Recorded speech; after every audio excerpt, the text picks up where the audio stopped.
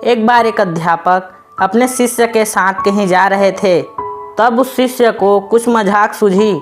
उसे रास्ते में किसी गरीब मजदूर के जूते दिखाई दिए। उसने अध्यापक से कहा, गुरुजी, अगर हम इन जूतों को छुपा दें तो कितना मज़ा आएगा। देखते हैं कि मजदूर पर इसका क्या असर पड़ता है। अब उसको तो मजाक सूझ रहा था, लेकिन गुरुजी ने कहा, नहीं, गरीब इंसान के साथ इस तरह का भद्दा मजाक करना ठीक नहीं है।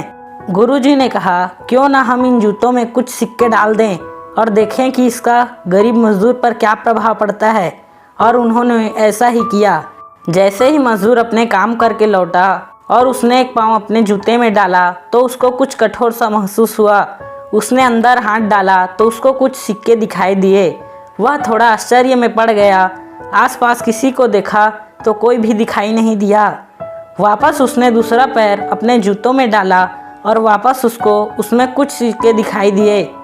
अब दोनों जूतों के सिक्के को उसने अपने हाथों में रखा और प्रभु की तरफ इशारा किया, हे प्रभु, पता नहीं किस भले मनुष्य ने यह सिक्के मेरे जूतों में छुपाए हैं, लेकिन जिसने भी छुपाए हैं उसको मेरी दुआ है ताकि इन पैसों से मैं अपने बच्चों को और अपनी पत्नी के लिए कुछ खाना और दवाइयाँ ला सकूँगा।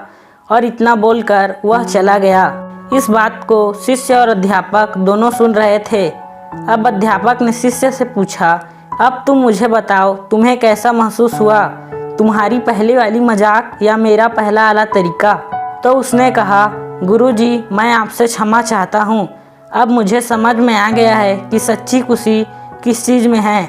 जब हम किसी का मजाक उड़ाते हैं तो हमें कुछ पल का आनंद मिलता है, लेकिन इससे हमें बद्दुआ मिलती है।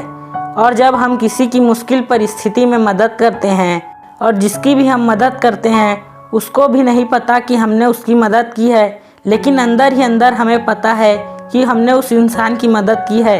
यही सच्ची खुशी है। जब हम दूसरों को खुशी देते हैं तो हमें सच्ची खुशी मिलती है।